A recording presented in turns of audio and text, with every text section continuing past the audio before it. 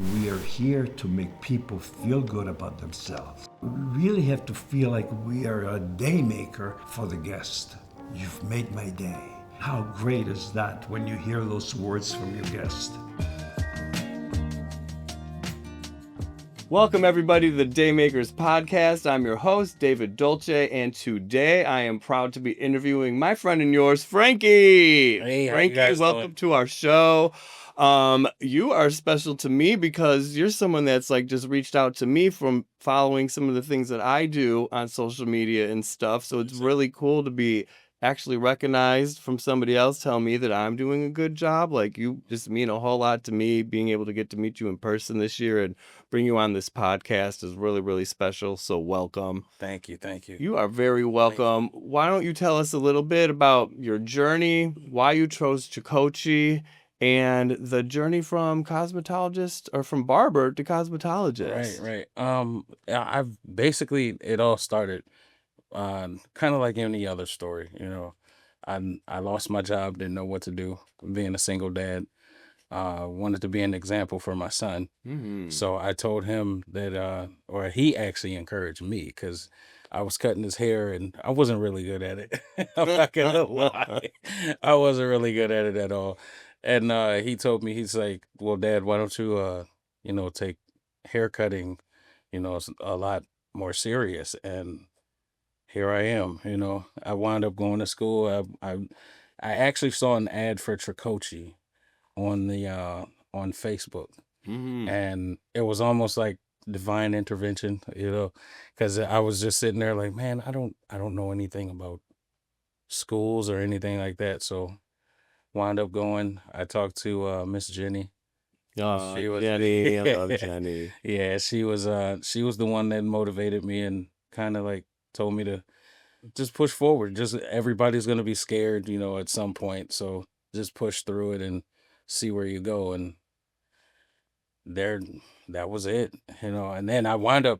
What brought me to cosmetology was the fact that I was working in the shop, and I noticed that I was letting a lot of people out of my chair. The guys that were guys and ladies coming in, they would have their hair up. Yep. And they're just like, "Hey, can you fade me? And I'm gonna go get some braids." And it's like, man, well, I would love to learn how to braid. Yes. That's money leaving out my chair.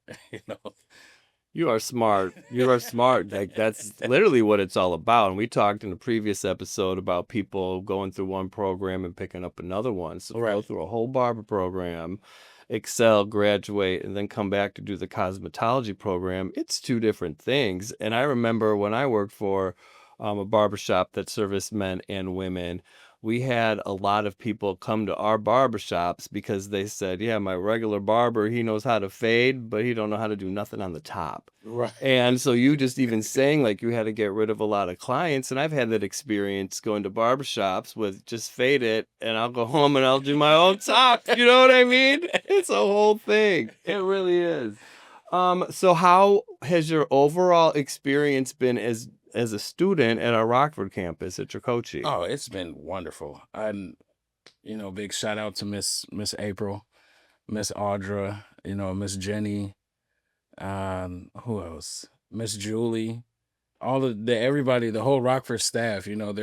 They've poured into me so much that it just like I want to come back and do the TT program. I'm going to.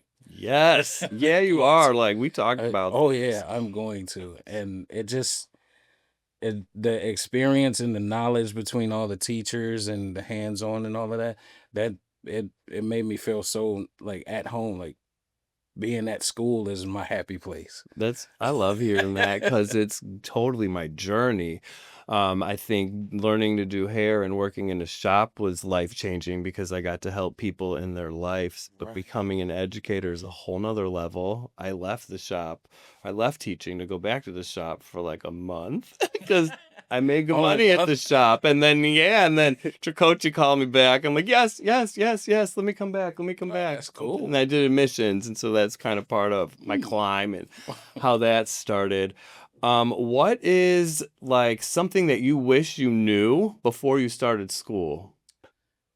I wish I knew all the different types of skin diseases and just diseases in general that deal with skin and hair and dealing with this industry. I wish I would have known that because that probably would have deterred me though. Really? Because actually seeing all of that and going through that in essentials, it was like, oh, that's gross. It's like, that's gross. I no way. And they're just like, yeah, you're gonna wind up seeing that, out in the real world. Yeah. It's like I don't want to deal with that. People But- think it's just hair school. No, you need Right. to identify diseases, disorders, like someone that's got not rosacea, but psoriasis on their head. That can look exactly like ringworm. One you can work Exactly. on, one you can't. And you're not going to send somebody away from your chair just because they got psoriasis. Like that's And I terrible. even learned about the shout out to Miss Julie for beating it in my head.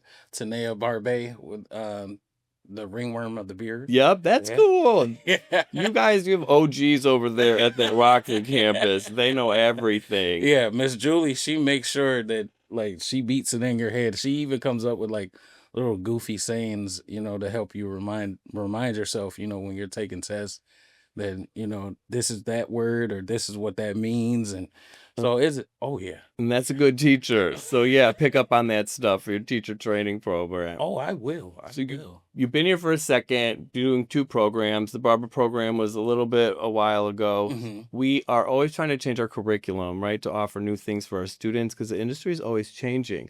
What have you seen different now that you come back from cosmetology that we might not have had when you were there as a barber? I noticed that as a barber, we touched on certain things, but in cosmetology, it goes a lot deeper.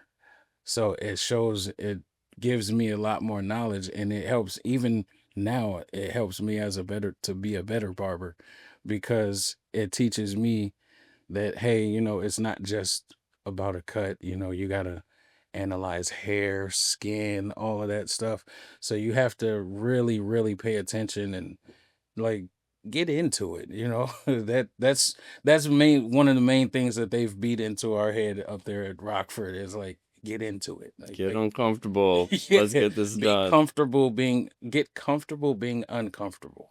That's what we've been told. That's the best. I know. I want to get that tattooed actually someday. Like that is for real. That's what I tell myself. I get nervous doing things, and I'm like, "What you tell your students all day? Like, get up, do it, be uncomfortable, and get this done." What I like the most about you and being a barber in your community, you really do have an opportunity to make a strong impact. A lot of barbers, I think, sometimes get kind of hot-headed and think they're this type of guy, and they portray themselves to be this big person. And somebody that I followed and that I admired, I met at America's Beauty Show and just really rubbed me off and passed me by. And I just wanted to let him know he's somebody that's inspired me through my career. Right. But your community is so important to you. Taking your skills and giving back and establishing for something for other people is like really what you plan on doing. Yes. With your career. Was there a moment or something that happened in your life that made you realize like I want to give back? Yeah, it actually was a moment. I still remember as a kid, I would sit back and watch my dad cut hair. He's never been to a school or anything like that. He just naturally did it, I guess. So as a kid, I would always sit back and just watch how my dad could connect with people and how he could talk to different people. He was, people would bring him food and stuff and Yeah. as payments and stuff. And it's just like, Dad, where did this pie come from? Oh, the guy down the street, I cut his hair the other day. And it's like, well, man, what made you want to do that? He's like, it's just something about, being able to talk to people and connect with different people because you never know, what they're going through, what they've been through, and just something as simple as a haircut or a hairstyle, a color, a cut, it doesn't matter. Something dealing with your hair or something like that can lift their confidence and, just like you guys say, being a day maker. Yep. It's powerful. Yeah. It's a powerful statement. You got an opportunity to be one of our mentors. This was the first year we did our high school program where we invited high school students into our summer camps to get a taste of like what we do. And during your mentorship, I'm like, look, this is you get a taste of like what education was. Did you learn something from that experience? Oh, I learned a whole bunch. I learned that a lot of people, learn different ways. Some people, like, there were a few students there that they were very, like, you could show them something on a piece of paper and they get it like that. Then there's others that you have to show them or just tell them, hands-on training. And to me, that's another way of connecting. And so that's why I want to do it, because to me, it's like, yeah, I can connect to pretty much anybody, And you can. You're easy to talk to. You're happy, positive. You get along with other people. So this leads me to my concluding question, which we ask everybody, and you kind of brought that up earlier in the last question, is being a day maker. What does being a day maker mean to you? Man, being a day maker actually, to me, means connecting with people.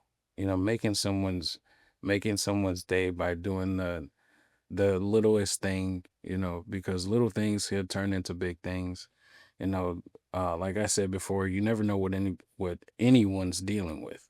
So therefore, just like I said, something as simple as a haircut or, an updo or something like that. Hey, let's get into this fall color, to help bring your confidence up or your attitude out, stuff like that. To me, that's very uplifting. And, it just, to be able to see it within the community, it's like, hey, I did that. Yes. I feel at family parties. Oh my God. Right. Hers. Yep. Yeah. Baby. Yeah. But thank you so much. You are truly a day maker. You're a day maker for me. When you reach out to me, it makes me feel proud to see what our students do, all the posts that you do. Do you want to share what your Instagram handle is today with our listeners? Instagram is faded_by_Frankie. That's right. Check him out. Yeah. All right, Frankie. Thank you so much for being part of our podcast. And just thank you so much. No, thank you for being an inspiration. Stop it. Everything you do, I'm on your tail about it.